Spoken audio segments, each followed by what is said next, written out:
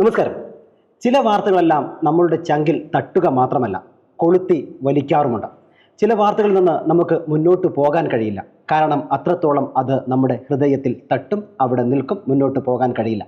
കഴിഞ്ഞ ദിവസം ധൻബാദ് ആലപ്പുഴ ട്രെയിൻ ആലപ്പുഴയിൽ എത്തി നിന്നപ്പോൾ ശുചിമുറിയിൽ നിന്നും ലഭിച്ചത് 4 മാസം മാത്രം പ്രായമായ ഒരു ഉപേക്ഷിക്കാൻ ഉള്ള കാരണങ്ങൾ നിരവധി ഉണ്ടാകാം. പക്ഷേ ഉപേക്ഷിക്കില്ല എന്നതിന് കാരണം ഒന്നുണ്ടെങ്കിൽ അതിനെ കണ്ടെത്തുകയാണ് നമ്മൾ വേണ്ടത്. ഇങ്ങനെ ഈ ആഴ്ചയിൽ നിരവധി വാർത്തകളാണ് കടന്നുപോയത്, ഭൂമിക്ക് ചുറ്റും കറങ്ങിക്കൊണ്ടിരുന്നത്. ഇതിൽ നമ്മുടെ ചങ്കിൽ തട്ടിയ, കൊളുത്തി വലിച്ച ആ വാർത്ത ഏതാണ്? പ്രിയ പ്രേക്ഷകർക്ക് ഷെക്കീന ന്യൂസ് ചങ്കിൽ തട്ടിയ വാർത്തയിലേക്ക് സ്വാഗതം. റോജസ്, എന്തായിരുന്നു ഹൃദയത്തെ സ്പർശിച്ച ആ വാർത്ത? തീർച്ചയായിട്ടും ഇതിലേക്ക് വരുമ്പോൾ നമുക്ക് ആ ഹൃദയത്തെ ശരിക്കും വേദനിപ്പിച്ച ഒരു വാർത്ത എന്ന് തന്നെ വേണം നമുക്ക് കോതമംഗലത്തെ ആ പെൺകുട്ടിയുടെ കാര്യത്തെക്കുറിച്ച് നമുക്ക് അതിനെ വിശേഷിപ്പിക്കാൻ സാധിക്കത്തുള്ളൂ. കാരണം എന്താണെന്ന് വെച്ച് കഴിഞ്ഞാൽ, ഒരു 23 വയസ്സുള്ള ഒരു TTC വിദ്യാർത്ഥിനി, ഒരു ടീച്ചറാകാൻ ആഗ്രഹിച്ച് പഠനം തുടർന്ന് കൊണ്ടുപോകുന്നതിനിടയിൽ ഇത്തരത്തിലൊരു റിലേഷനിലേക്ക് വരികയും അവർ പിന്നീട് അവിടുന്ന് ഇത്തരത്തിൽ ഒരു മനസ്സാക്ഷി തന്നെ മരവിപ്പിക്കുന്ന രീതിയിലേക്ക് ഇത്തരത്തിലൊരു കാര്യങ്ങൾ എത്തുകയും ചെയ്യുമ്പോൾ ഇത് നമ്മുടെ ഹൃദയത്തെ ശരിക്കും വേദനിപ്പിക്കുന്ന രീതിയിലുള്ളൊരു വാർത്തയാണ്. പ്രതിയായ റമീസ് എന്ന് പറഞ്ഞ ആ പ്രതിയായ വ്യക്തി, ഇദ്ദേഹം ശരിക്കും പറഞ്ഞു കഴിഞ്ഞാൽ മതം മാറ്റുക എന്നുള്ളൊരു ഉദ്ദേശത്തിൽ മാത്രമാണ് ഇത്തരത്തിലൊരു റിലേഷൻ, അല്ലെങ്കിൽ ആ പെൺകുട്ടി വളരെ നിഷ്കളങ്കമായി തെറ്റിദ്ധരിക്കപ്പെട്ട ആ സ്നേഹം, അത് ശരിക്കും പറഞ്ഞാൽ അത്തരത്തിലുള്ള ഒരു ചതിയായിരുന്നു ഇതിന് പുറകിൽ ഉണ്ടായിരുന്നത്.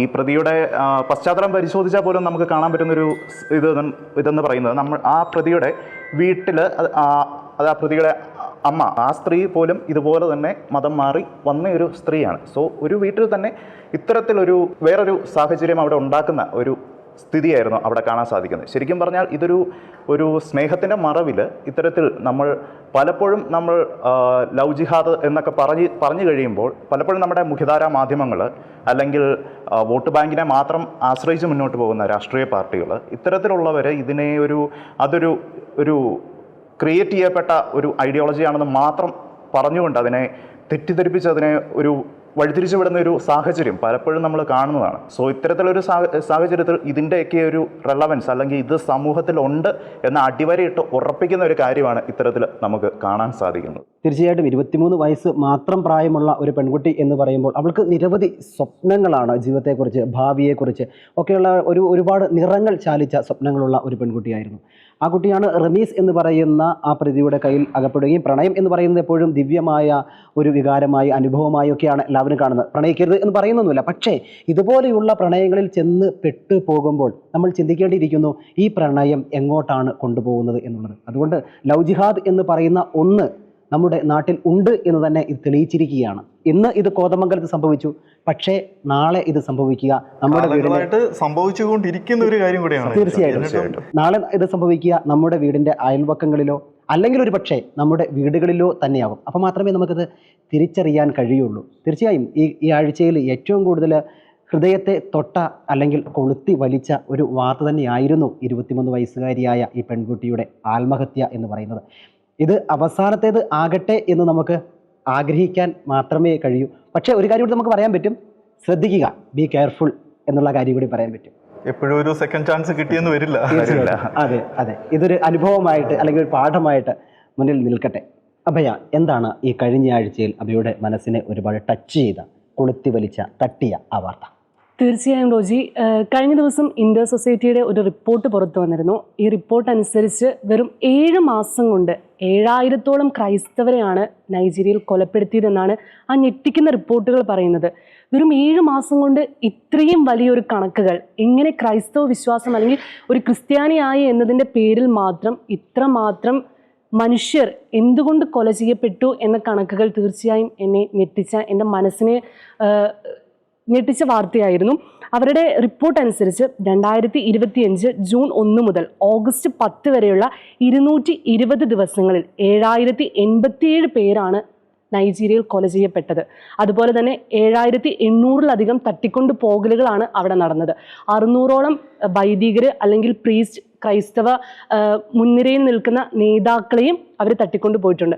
അപ്പോൾ എന്തുകൊണ്ടാണ് ഇത്രമാത്രം ക്രൈസ്തവ പീഡനങ്ങൾ അല്ലെങ്കിൽ ക്രൈസ്തവ വിരുദ്ധത നൈജീരിയയിൽ നടക്കുന്നത് എന്നത് വലിയൊരു ചോദ്യമായി എൻ്റെ ഉള്ളിൽ നടക്കുകയാണ്. നമ്മൾ ഈ നൈജീരിയയിലെ ക്രൈസ്തവ വിരുദ്ധതയുടെ ഒരു നേർചിത്രം മനസ്സിലാക്കാൻ ഞാനൊരു അവിടെ ഉണ്ടായ ഒരു സംഭവം പറയാം. സൊക്കോട്ടോ സംസ്ഥാനത്ത് ദെബോറ സാമുവൽ എന്ന് പറഞ്ഞ ഒരു 22-കാരിയെ, ഒരു കോളേജ് വിദ്യാർത്ഥിനിയാണ്, തൻ്റെ സഹപാഠികളായിട്ടുള്ള ഒപ്പം പഠിക്കുന്ന വിദ്യാർത്ഥികൾ ചേർന്ന് ഒരു ക്രിസ്ത്യാനിയാണ് എന്നതിൻ്റെ പേരിൽ ഓടിച്ച് കല്ലെറിഞ്ഞ് കത്തിച്ച് ആ വിദ്യാർത്ഥിക്ക് ദാരുണാന്ത്യം സംഭവിച്ച ഒരു ഇൻസിഡൻറ്റ് നൈജീരിയയിൽ ഉണ്ടായിരുന്നു. അപ്പോൾ ഇവരുടെ അക്കാദമിക്കിൻ്റെ ഭാഗമായി ക്രിയേറ്റ് ചെയ്തൊരു ഗ്രൂപ്പിൽ മതപരമായ അല്ലെങ്കിൽ ഇസ്ലാമിക് റിലേറ്റഡ് പോസ്റ്റുകൾ ഷെയർ ചെയ്തതിനെ ക്രിട്ടിസൈസ് ചെയ്തു. എന്തുകൊണ്ട് ഇങ്ങനെ നമ്മുടെ സ്റ്റഡി മെറ്റീരിയൽസ് ഷെയർ ചെയ്യണമെങ്കിൽ അല്ലെങ്കിൽ അക്കാദമിക് ഗ്രൂപ്പിൽ എന്തുകൊണ്ട് ഇങ്ങനെ ഒരു കാര്യം ഷെയർ ചെയ്തു എന്നതിന് ചോദ്യം ഉന്നയിച്ചതിൻ്റെ പേരിൽ മതനിന്ദാ കുറ്റം ആരോപിച്ചാണ് ദെബോറയെ തൻ്റെ ക്ലാസ് റൂമിൽ പഠിക്കുന്ന മറ്റ് മുസ്ലിം വിദ്യാർത്ഥികൾ ചേർന്ന് ഓടിച്ച് കല്ലെറിഞ്ഞ് ആ കുട്ടിയെ അവശയാക്കുകയും തുടർന്ന് ടയറുകൾ കൂട്ടിയിട്ട് കത്തിക്കുകയും ചെയ്തത്. എത്രമാത്രം ഭീകരമാണ് നൈജീരിയയിലെ ക്രൈസ്തവ വിരുദ്ധത എന്ന് തെളിയിക്കുന്ന ഒരു സംഭവമാണത്. ക്രൈസ്തവ വിരുദ്ധത എന്നല്ല അതിന് ശരിക്കും പറയേണ്ടത്, ക്രൈസ്തവ വേട്ട എന്ന് പറയണമെന്ന് തോന്നുന്നു. ഞാനൊരു ക്രിസ്ത്യാനിയാണ് അല്ലെങ്കിൽ ക്രൈസ്തവനാണ് എന്ന് പറഞ്ഞു കഴിഞ്ഞാൽ ഇത്രയും ക്രൂരമായ രീതിയിലുള്ള ആക്രമണമാണ് എതിരെ ഉണ്ടാകുന്നത്. കാരണം ഓടിക്കുക, അതിനുശേഷം കല്ലെറിയുക, അതിനുശേഷം കത്തിച്ച് കൊല്ലുക എന്നൊക്കെ പറയുമ്പോൾ എത്രയോ ഭീതി ഉളവാക്കുന്ന ഒരു കാര്യമാണ് നൈജീരിയ. ക്രിസ്ത്യാനി ആയി എന്നതുകൊണ്ട് മാത്രമാണ് ഇത് സംഭവിക്കുന്നത് എന്ന് മനസ്സിലാക്കുന്ന വേറൊരു സ്റ്റോറി നമ്മുടെ കാത്തലിക് ന്യൂസ് ഏജൻസിയിൽ അഫോഡിയ എന്ന് പറഞ്ഞ ഒരു ലേഡി കൊടുത്ത ഒരു ടെസ്റ്റിമണി ഉണ്ടായിരുന്നു. അതിൽ ആ സ്ത്രീ പറയുന്നത് തൻ്റെ ഭർത്താവിൻ്റെ കൊലപാതകം ആ സ്ത്രീക്ക് നേരിട്ട് കാണേണ്ടി വന്നു. ബൊക്കോ ഹറാം തീവ്രവാദികൾ ഇവരെ രണ്ടുപേരെയും അറ്റാക്ക് ചെയ്യുന്നു. അവർ ചോദിക്കുന്ന ക്വസ്റ്റ്യൻ എന്താണെന്ന് വെച്ചാൽ, താങ്കൾ ഒരു മുസ്ലിമാണോ അതോ ഒരു അവിശ്വാസിയാണോ എന്ന് ചോദിച്ചുകൊണ്ടാണ് ഇവരെ അറ്റാക്ക് ചെയ്യാൻ വരുന്നത്. അതായത് മുസ്ലിം അല്ലെങ്കിൽ അവിശ്വാസി എന്നൊരു കോൺസെപ്റ്റാണ് അവിടെ മുന്നോട്ട് നയിക്കുന്നത്. അതുകൊണ്ട് തന്നെ ക്രൈസ്തവർക്ക് പിടിച്ചു നിൽക്കാൻ വളരെയേറെ ബുദ്ധിമുട്ടാണ്. അവരുടെ വിശ്വാസം സംരക്ഷിക്കാൻ എങ്ങനെയാണ് അവിടെ കഴിയുക എന്നുള്ളത് നമ്മളെ ചിന്തിപ്പിക്കുന്ന ഒരു കാര്യം തന്നെയാണ്. ഏറ്റവും ഒരു ചോദ്യചിഹ്നമായി ഉയരുന്നത് എന്തുകൊണ്ട് നമ്മുടെ മറ്റ് ലോകരാഷ്ട്രങ്ങളാകട്ടെ, ലോക നേതാക്കളാകട്ടെ, അല്ലെങ്കിൽ മനുഷ്യാവകാശ സംഘടനകളാകട്ടെ, എന്തുകൊണ്ട് നൈജീരിയയിലേക്ക് മാത്രം അവരുടെ ദൃഷ്ടി എത്തുന്നില്ല? ഇതുപോലെ തന്നെ തീർച്ചയായും പലസ്തീനിലും ഗാസയിലൊക്കെ മനുഷ്യർ തന്നെയാണ് കൊല്ലപ്പെടുന്നത്. അതിനെതിരെ എല്ലാവരും ശബ്ദമുയർത്തുന്നുണ്ട്, വളരെ നല്ല കാര്യമാണ്. ഇതേ മനുഷ്യജീവനുകൾ തന്നെയാണ് നൈജീരിയയിലും നഷ്ടപ്പെട്ടുകൊണ്ടിരിക്കുന്നത്, കൊല ചെയ്യപ്പെട്ടുകൊണ്ടിരിക്കുന്നത്. എന്തുകൊണ്ട് ഇവരുടെ കണ്ണുകളൊന്നും നൈജീരിയയിലേക്ക് എത്തുന്നില്ല? അവിടുത്തെ ജീവനുകൾക്ക് എന്തുകൊണ്ട് വില നൽകപ്പെടുന്നില്ല?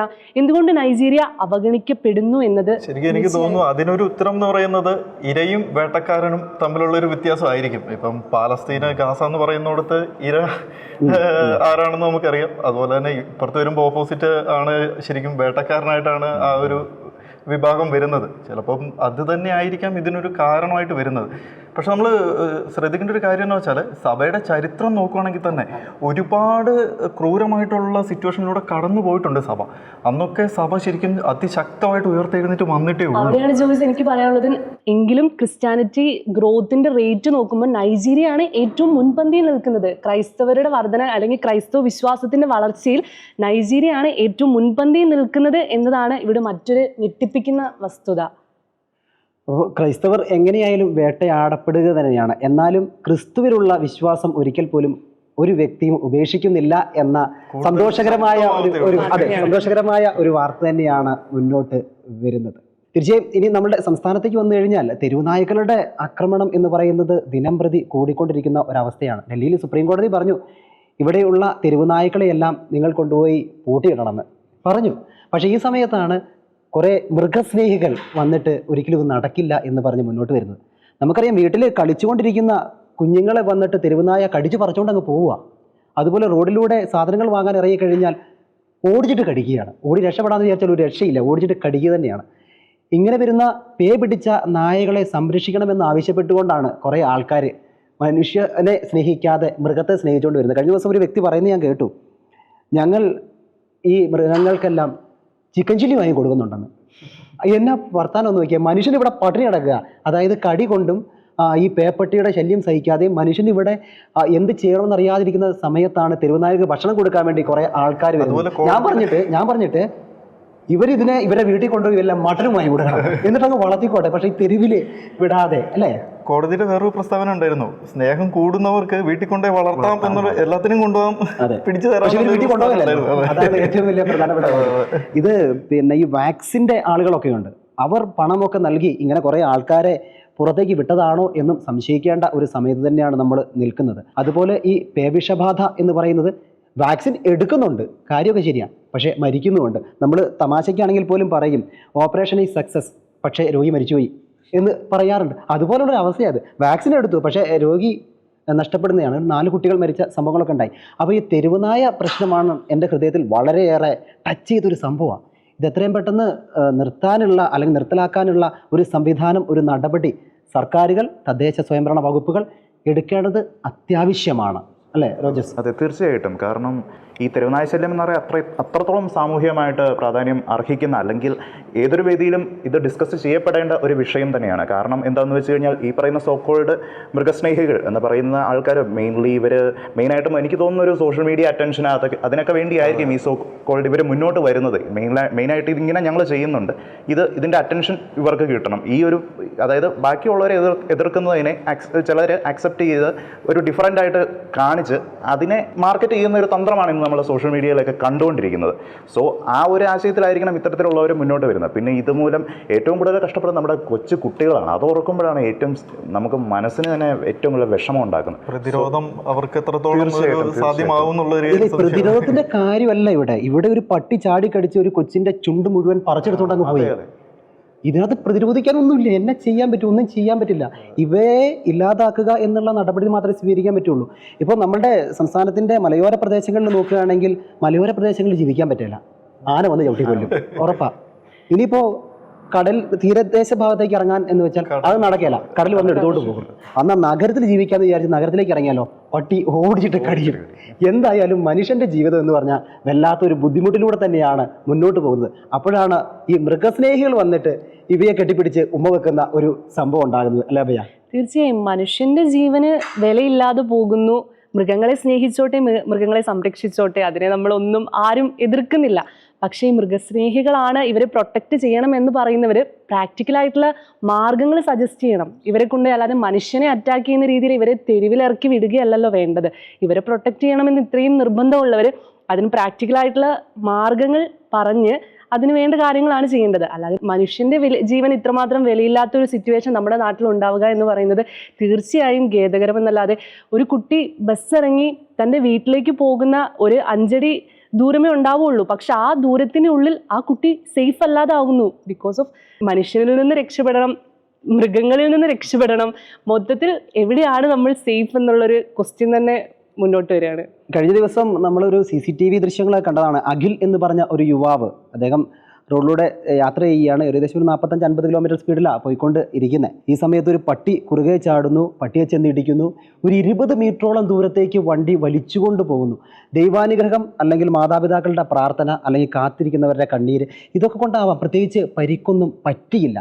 അതേ സമയത്ത് തന്നെ ഇതേപോലെ ആക്സിഡൻറ്റ് വന്ന മറ്റൊരു വ്യക്തി, ആ വ്യക്തി 2 വർഷമായിട്ട് അബോധാവസ്ഥയിലാണ്. ഒന്നും ചെയ്യാൻ കഴിയില്ല, തലയോട്ടി പൊട്ടിപ്പോയി. അതിനുശേഷം തലയോട്ടി എടുത്തത് വയറ്റിൻ്റെ ഉള്ളിൽ വെച്ച് അവിടെ 2 മാസത്തോളം ഇരുത്തി വളർത്തി. അതിനുശേഷം ഓപ്പറേഷൻ ചെയ്തു. ഇപ്പോഴും അദ്ദേഹം ജീവിതത്തിലേക്ക് തിരിച്ചു വരുന്ന ഒരു പാതയിൽ തന്നെയാണ്. പക്ഷേ ഈ തെരുവുനായ്ക്കൾ ഇങ്ങനെ അലഞ്ഞ് തിരിഞ്ഞ് നടക്കുമ്പോഴും ഇങ്ങനെ പരിക്കേൽക്കുന്ന ആൾക്കാർക്ക് ഒരു സഹായവും നൽകാൻ ഇവിടെ ഒരു സംവിധാനമില്ല എന്നുള്ളതാണ് ഏറ്റവും ദുഃഖകരമാകുന്ന ഒരു കാര്യം. നമ്മളുടെ തെറ്റുകൊണ്ടല്ല. നമ്മൾ വീട്ടിലേക്ക് പഞ്ചസാര വാങ്ങാൻ വേണ്ടി പുറത്തിറങ്ങുമ്പോൾ തെരുവുനായ കടിച്ചു, പിന്നെ അവൻ്റെ കാര്യം പോക്കാം. അല്ലെങ്കിൽ തെരുവുനായ നമ്മുടെ വാഹനത്തിലിടിച്ച് നമ്മൾ മറിഞ്ഞു വീണു. ഇതിനെ ഇല്ലാതാക്കാനോ അല്ലെങ്കിൽ അപകടത്തിൽ പരിക്കേൽക്കുന്നവർക്ക് എന്തെങ്കിലും സഹായം നൽകാനോ യാതൊരു നിയമ സംവിധാനവും നമ്മുടെ സംസ്ഥാനത്തില്ല എന്നുള്ളത് അത്യധികം ഖേദകരമായ ഒരു വസ്തുതയാണ്. മൃഗസ്നേഹികൾ ഒരുപാടുണ്ട്, മനുഷ്യസ്നേഹികൾ എത്രത്തോളം ഉണ്ടോ കാണാനില്ല. മനുഷ്യസ്നേഹികളെ കാണാനില്ല എന്നുള്ളതാണ്. ഇത് എന്നാന്ന് വെച്ചാലേ AC മുറിയിൽ നിന്നും AC കാറിലേക്ക് കയറുന്നു, AC ജോലി ചെയ്ത സ്ഥലത്തേക്ക് ചെന്നിറങ്ങുന്നു, തിരിച്ചും അതുപോലെ തന്നെ. അല്ല, ഇത് ഈ AC വാഹനത്തിലിരിക്കുമ്പോൾ തെരുവുനായകൾ പോകുമ്പോൾ ഇവർക്ക് അതിനെ കാണുന്ന കൗതുകം മാത്രമാണ്, അല്ലെ? ആനപ്പുറത്തിരിക്കുമ്പോൾ പട്ടിയെ പേടിക്കണ്ട എന്ന് പറയുന്നത് പോലെ ഒരു സംഭവമാണ്. ഈ AC നിന്നൊക്കെ ഇറങ്ങി ഒരു 10 മീറ്റർ ദൂരം നമ്മുടെ നിരത്തിലൂടെ ഒന്ന് നടക്കണം. എനിക്ക് തോന്നുന്നു സംസ്ഥാനത്ത് നോക്കുകയാണെങ്കിൽ 10 ലക്ഷത്തിലേറെ തെരുവുനായ്ക്കളുണ്ട്. സംസ്ഥാന സർക്കാർ പറയുന്ന കണക്ക് 2.5 ലക്ഷം മാത്രമേ ഉള്ളൂ. അതെവിടെയെന്നറിയില്ല. എൻ്റെ വീടിൻ്റെ പരിസരത്ത് നോക്കുകയാണെങ്കിൽ ഒരു 25 പട്ടികളെങ്കിലും എല്ലായ്പ്പോഴും കാണാറുണ്ട്. അപ്പോൾ ഇങ്ങനെ വെച്ച് നോക്കുകയാണെങ്കിൽ തന്നെ ഒരു 10 ലക്ഷത്തിന് മുകളിലേക്ക് മാത്രമേ നമുക്ക് നോക്കാനുള്ളൂ. അപ്പം ഈ തെരുവ് നായ്ക്കളെ ഇല്ലാതാക്കാനുള്ള നടപടികൾ എന്തെങ്കിലുമൊക്കെ സംസ്ഥാന സർക്കാർ സ്വീകരിച്ചാൽ മനുഷ്യസ്നേഹികളായ ആളുകൾ ഏറെ സന്തോഷിക്കും. മൃഗസ്നേഹികൾക്ക് എങ്ങനെയായിരിക്കും എന്ന് പറയാൻ പറ്റില്ല, അല്ലേ? തീർച്ചയായിട്ടും അത് ശരിക്കും പറഞ്ഞു കഴിഞ്ഞാൽ ഇപ്പോൾ നമ്മൾ ഇതിൻ്റെ ധനസഹായം നൽകുന്ന കാര്യത്തെക്കുറിച്ച് പറഞ്ഞപ്പോൾ എനിക്ക് പെട്ടെന്ന് ഇപ്പോൾ ഓർമ്മ വന്നൊരു കാര്യം ഞാൻ പറയാം. ഈ കഴിഞ്ഞ ദിവസം ഇങ്ങനെ ഒരു ഇതിൽ ഞാനിങ്ങനെ വായിക്കുന്നുണ്ടായി, ഇതിൻ്റെ ഒരു സർക്കാർ തലത്തിൽ ഇത്തരത്തിൽ കടിയേറ്റവർക്കുള്ള ധനസഹായം 2016-19 അപേക്ഷിച്ചവർക്ക് 2024 അവർക്ക് ഇതിൻ്റെ ധനസഹായം കൊടുത്തു എന്ന് പറയപ്പെടുന്നത്. ഇത്രത്തോളം ഈ ഒരു കാര്യത്തിൽ ലാഗ് ഉണ്ടാവുകയും അതുപോലെ ഈ പറഞ്ഞ പോലെ ഇതിലേക്ക് ഇത് ഇംപ്ലിമെൻ്റ് ചെയ്ത് കഴിയുമ്പോൾ എങ്ങനെ ഇതിൻ്റെ തീരുമാനങ്ങൾ ഈ പറയുന്ന സോക്കോൾഡ് മൃഗസ്നേഹികൾ ഇത് ആക്സെപ്റ്റ് ചെയ്യും എന്നുള്ളത് അതൊരു ശരിക്കും പറഞ്ഞാൽ കൗതുകകരവും അതിന് ഉപരി ഒരു നമ്മൾ നേരിട്ട് കണ്ടറിയേണ്ട ഒരു വസ്തുത തന്നെയാണ്. ഈ ഇത്തരത്തിൽ തീരുമാനങ്ങൾ എടുത്തു കഴിയുമ്പോൾ ഇവരെങ്ങനെ ഇത് ആക്സെപ്റ്റ് ചെയ്യുന്നു എന്നുള്ളത്. അതായത് കടിയേറ്റ് ഒരാൾക്ക് പേ പിടിച്ച് അയാൾ മരിച്ചാലും നമുക്ക് ധനസഹായം കിട്ടുമെന്ന് പ്രതീക്ഷിക്കണ്ട, ഉടനെ ഒന്നും കിട്ടാൻ പോകുന്നില്ല. അതെ, അതാണ് ചുരുക്കം ശരിക്കും. അതെ, അല്ലെ, സഹായം കിട്ടുമെന്ന് മേടിക്കുന്നു വേണ്ട. പക്ഷെ ഒരു കാര്യത്തിൽ ഉറപ്പ് വരാം, ടൗണിലേക്ക് ഇറങ്ങിയ കടി ഉറപ്പാണ്. അത് 100% ഉറപ്പ് നൽകാൻ പറ്റുന്ന ഒരു കാര്യം തന്നെയാണ്. അപ്പോൾ ഈ തെരുവുനായ്ക്കളുടെ നിർമ്മാർജ്ജനം എന്ന് പറയുന്നത് കാര്യമായി തന്നെ സംസ്ഥാന സർക്കാർ എടുത്തില്ലെങ്കിൽ മനുഷ്യ സ്നേഹികൾ എന്ത് ചെയ്യാനാ പറയുക എന്നല്ലാതെ പ്രത്യേകിച്ചൊന്നും ചെയ്യാനുമില്ല എന്നൊരു അവസ്ഥയിലേക്കാണ് പോകുന്നത്. മലയോരങ്ങളിലേക്ക് ചെന്ന് കഴിഞ്ഞാൽ കാട്ടുപന്നി, കാട്ടാന, മുള്ളംപന്നി, കരടി, പുലി, കടുവ തുടങ്ങി വന്യജീവികളുടെ ഒക്കെ ആക്രമണം നിത്യസംഭവവും അതൊന്നും മാറുമില്ല. പക്ഷേ ഈ മൃഗസ്നേഹികൾ എന്തുകൊണ്ടാണ് ഈ തെരുവുനായ്ക്കളെ മാത്രം ഇത്രത്തോളം സ്നേഹിക്കുന്നത് എന്ന് ആലോചിച്ചിട്ടൊരു എത്തും പിടിയും കിട്ടുന്നില്ല. തീർച്ചയായും റോജി, മൃഗസ്നേഹി എന്ന് പറയുമ്പോൾ എല്ലാ മൃഗങ്ങളെയും സ്നേഹിക്കണം. എന്തുകൊണ്ടാണ് ഈ ഒരു നായയുടെ കാര്യത്തിൽ മാത്രം ഇത്രമാത്രം മൃഗസ്നേഹികൾ വരുന്നു, തെരുവുനായയുടെ കാര്യങ്ങൾ വരുമ്പോൾ മാത്രം അവരെ പ്രൊട്ടക്റ്റ് ചെയ്യണം, ഇല്ല അവരെ ചെയ്യാൻ പറ്റില്ല, എന്തുകൊണ്ട് ഇത്രമാത്രം ശബ്ദം ഉണ്ടാകുന്നു അല്ലെങ്കിൽ ശബ്ദ കോലാഹലങ്ങൾ ഉണ്ടാകുന്നു? മറ്റു മൃഗങ്ങളുടെ കാര്യത്തിൽ അല്ലെങ്കിൽ മറ്റു മൃഗങ്ങളോട് എന്താ ഇവർക്ക് സ്നേഹമില്ലേ എന്നൊരു ചോദ്യമാണ് മുന്നോട്ട് വെക്കാനുള്ളത്. എന്തായാലും എല്ലാവരോടും കരുണ ഉള്ളവരാകണം എന്ന് പറയുമ്പോഴും കുറച്ചെങ്കിലും മൃഗസ്നേഹികളോടാണ് മനുഷ്യ സ്നേഹവും നല്ലതാണ്. ജോയ്സ്, ഈ കഴിഞ്ഞ ആഴ്ച ജോയ്സിന്റെ ചങ്കിൽ തട്ടിയ ആ വാർത്ത ഏതാണ്? റോജി, ശരിക്കും പറയുകയാണെങ്കിൽ ഈ ഒരു ലാസ്റ്റ് ആഴ്ച അല്ലെങ്കിൽ കുറച്ച് നാളുകളായിട്ട് ഇപ്പോൾ ലോകം മൊത്തം ഉറ്റുനോക്കുന്ന ഒരു സംഭവം എന്ന് വെച്ചിട്ടുണ്ടെങ്കിൽ അമേരിക്കൻ പ്രസിഡന്റ് ഡൊണാൾഡ് ട്രംപ് ഏർപ്പെടുത്തുന്ന ഉപരോധങ്ങളും അതുപോലെ ഉക്രൈനും റഷ്യയും തമ്മിലുള്ള യുദ്ധവും അതിനെതിരെ മറ്റ് രാജ്യങ്ങൾ എടുക്കുന്ന നിലപാടുകളൊക്കെയാണ്. അപ്പം നമുക്കറിയാം, നമ്മുടെ ഇന്ത്യ ശരിക്കും ഒരു കരുത്ത് തെളിയിച്ച അല്ലെങ്കിൽ ഇന്ത്യയുടെ ഒരു സ്ഥാനം ലോകത്തിന് മുന്നിൽ തുറന്ന് കാട്ടിയ കുറച്ച് ദിവസങ്ങളാണ് ഇപ്പോൾ കഴിഞ്ഞു പോയത്. അതുപോലെ അലാസ്കയിൽ നടന്ന ചർച്ചയും ഇതൊക്കെ ശരിക്കും നമുക്കൊരു പ്രാധാന്യമുള്ള, ലോകത്തെ എല്ലാ രാജ്യങ്ങളും എന്താകുമെന്ന ആകാംക്ഷയോടെ നോക്കി നിന്ന ഒരു വിഷയമായിരുന്നു. അപ്പോൾ ശരിക്കും ആ ചർച്ചയിൽ ഒരു തീരുമാനമായില്ല, പക്ഷേ അതിന് ഒരു ഇമ്പാക്റ്റ് ഉണ്ടാക്കാൻ കഴിഞ്ഞു എന്നുള്ളത് ശരിയാണ്. കാരണം ഇത്രയും നാളും അമേരിക്ക പറയുന്നതിനോട് നമ്മൾ ഇന്ത്യ അടക്കം ഒരു സമീപനം കാണിച്ചിട്ടുണ്ട്. പക്ഷേ അതിൽ നിന്നൊക്കെ വ്യത്യസ്തമായിട്ട് ഇന്ത്യക്ക് എതിരെ കൂടുതൽ ഉപരോധങ്ങൾ ഏർപ്പെടുത്താനും അല്ലെങ്കിൽ അതിനെതിരെ പ്രതിരോധിക്കാനും ഇന്ത്യയുടെ ആ ഒരു ശക്തി കാണിക്കാനുമൊക്കെ ഇന്ത്യക്കൊരു അവസരം വന്നതായിരുന്നു ശരിക്കും ഈ ഒരു കഴിഞ്ഞ കുറച്ച് ദിവസങ്ങൾക്ക്. അപ്പം ഇന്ത്യ ശരിക്കും സാമ്പത്തികമായിട്ട് തന്നെ നോക്കുകയാണെങ്കിൽ ഒരു 3ാം സ്ഥാനത്ത് ഇപ്പോൾ ഇന്ത്യ എത്തി നിൽക്കുന്ന ഒരു സിറ്റുവേഷനാണ് ഇപ്പോൾ ഉള്ളത്. അതുപോലെ തന്നെ സൈനികമായിട്ടാണെങ്കിൽ നമ്മുടെ ഓപ്പറേഷൻ സിന്ദൂർ, അതൊക്കെ ശരിക്കും നമുക്ക് ഇന്ത്യയുടെ ഒരു സ്ഥാനം ലോകത്തിന് മുന്നിൽ തെളിയിക്കാൻ പറ്റിയതാണ്. അപ്പം ശരിക്കും ആ ഒരു താരിഫ് വാറിലൂടെ ട്രംപ് നമ്മളടക്കം ചൈനയ്ക്കും അതുപോലെ ബ്രസീൽ, ഇന്ത്യ അടക്കമുള്ള രാജ്യങ്ങളെ കീഴ്പ്പെടുത്താൻ അല്ലെങ്കിൽ അവരുടെ ഒരു അധീനതയിലേക്ക് കൊണ്ടുവരാൻ ശ്രമിച്ചെങ്കിലും അത് പരാജയപ്പെടുകയാണ് ശരിക്കും സംഭവിച്ചതെന്ന് വേണമെങ്കിൽ പറയാം. എനിക്ക് തോന്നുന്നു ശരിക്കും ഈ ലോക സമാധാനം എന്ന് പറയുന്നത് എല്ലാവരും ആഗ്രഹിക്കുന്ന, കാംക്ഷിക്കുന്ന ഒന്നാണ്. എല്ലാവർക്കും സമാധാനമായ ഒരു അന്തരീക്ഷം ലോകത്തിൽ മുന്നോട്ട് കൊണ്ടുവരണം എന്നൊരു ആഗ്രഹവുമുണ്ട്. അതുകൊണ്ടാണ് അലാസ്കയിലേക്ക് ഈ ലോകത്തിന്റെ മുഴുവൻ കണ്ണുകൾ പോയത്. അതുതന്നെയാണ് നമ്മളുടെ ഹൃദയത്തിലും ഏറ്റവും കൂടുതൽ സ്പർശിച്ചതും എന്ന് എനിക്ക് തോന്നുന്നു. അപ്പം ഈ ചർച്ച പരാജയപ്പെടുവാണെങ്കിൽ ഇന്ത്യക്ക് മേൽ ഇപ്പം തന്നെ ഒരു 50% തീരുവ ഏർപ്പെടുത്തിയിട്ടുണ്ടല്ലോ. അപ്പോൾ അത് കൂട്ടും എന്നുള്ള ഒരു പ്രസ്താവന കൂടി പുറത്ത് വന്നിട്ടുണ്ടായിരുന്നു. അതപ്പം നമ്മളിനി വെയിറ്റ് ചെയ്യണം, എന്താണ് അതിലൊരു തീരുമാനം വരുന്നതെന്ന് നമ്മൾ കാത്തിരുന്ന് കണ്ടാലേ നമുക്ക് അറിയാൻ പറ്റത്തുള്ളൂ. അതുപോലെ വെടിനിർത്തൽ നിലവിൽ വന്നിട്ടില്ല, ചർച്ച പരാജയപ്പെടുവാണ് ശരിക്കും സംഭവിച്ചത്. അതുകൊണ്ട് സമാധാനവും വന്നിട്ടില്ല, ഉപരോധങ്ങൾക്കൊരു മാറ്റവും വന്നിട്ടില്ല. പിന്നെ ഇതിപ്പം അമേരിക്ക ഏർപ്പെടുത്തിയ ഉപരോധം അത് അമേരിക്കയ്ക്ക് തന്നെ ഒരു പണിയാകുന്ന അവസ്ഥയിലേക്കാണ് ഇപ്പോൾ എത്തിക്കൊണ്ടിരിക്കുന്നത്. കാരണം അവിടെ ഇപ്പം വിലക്കയറ്റവും പണപ്പെരുപ്പവും ഒക്കെ കൈവിട്ട് പോയിക്കൊണ്ടിരിക്കുകയാണ്. അപ്പോൾ ഒരു പരിധി കൂടുതൽ ഇത് ആർക്കും പിടിച്ചു നിൽക്കാൻ പറ്റാത്ത ഒരു സിറ്റുവേഷനാണ്. പിന്നെ ഇന്ത്യക്കാണെങ്കിലും ശരി, നമ്മുടെ നാട്ടിൽ നിന്നും ഒരുപാട് കയറ്റുമതികൾ നടക്കുന്ന ഒരു രാജ്യമാണ് അമേരിക്ക എന്ന് പറയുന്നത്. അപ്പോൾ അത് ഇന്ത്യക്കും ഒരു ബുദ്ധിമുട്ടാണ്. ശരിക്കും പറയുമ്പോൾ അതൊരു ബുദ്ധിമുട്ടാണ്. നമ്മൾ ഒരുപാട് പേരുടെ ജോലിയെ ബാധിക്കുന്ന ഒരു കേസാണ് ശരിക്കും അത്. അപ്പോൾ തീർച്ചയായിട്ടും ലോകരാഷ്ട്രങ്ങളെല്ലാം തന്നെ നേരത്തെ പറഞ്ഞതുപോലെ യുദ്ധമില്ലാത്ത സമാധാനമുള്ള നല്ലൊരു പുലരി സ്വപ്നം കാണാൻ തന്നെയാണ് ആഗ്രഹിക്കുന്നത്. അത് ഡൊണാൾഡ് ട്രംപ് എന്ന് മാത്രമല്ല, ഏത് ലോക നേതാക്കൾ അതിനുവേണ്ടി മുന്നോട്ട് വന്നാലും സ്വാഗതാർഹം തന്നെയാണ് എന്നതാണ് ഏറ്റവും പ്രധാനപ്പെട്ട കാര്യം. ഒരു കഥ പറയാം. ഒരു ദിവസം ഒരു വൃദ്ധ രാവിലെ എഴുന്നേറ്റ് രാജാവിൻ്റെ അടുക്കിലേക്ക് ചെന്ന് പറഞ്ഞു, ഇന്നലെ രാത്രി ഞാൻ നല്ല ഉറക്കത്തിലായിരുന്നു. ആ സമയത്ത് എൻ്റെ സമ്പാദ്യം എല്ലാം കള്ളൻ കവർന്നുകൊണ്ടുപോയി. അപ്പോൾ രാജാവ് ചോദിച്ചു, ഞാൻ എന്താണ് ചെയ്യേണ്ടത്? വൃദ്ധ പറയുകയാണ്, ഞങ്ങൾക്ക് സംരക്ഷണം നൽകാം, കാവൽക്കാരനാകാം എന്ന് അങ്ങ് ഞങ്ങൾക്ക് ഉറപ്പ് നൽകിയിരുന്നു എന്ന്. അപ്പോൾ ഈ വൃദ്ധയ്ക്ക് വേണ്ട സഹായങ്ങളെല്ലാം തന്നെ രാജാവ് ചെയ്തു കൊടുക്കുകയും കള്ളനെ പിടിക്കുകയും ചെയ്തു. ഇതാണ്, നമ്മളെ സഹായിക്കാൻ ഒരാൾ ഉണ്ട് എന്ന ഒരു കാര്യം വന്നു കഴിഞ്ഞാൽ, ഉറപ്പ് ലഭിച്ചു കഴിഞ്ഞാൽ നമുക്ക് എന്തും ചെയ്യാനുള്ള ഒരു ധൈര്യമുണ്ടാകും, ഒരു കോൺഫിഡൻസ് ഉണ്ടാകും.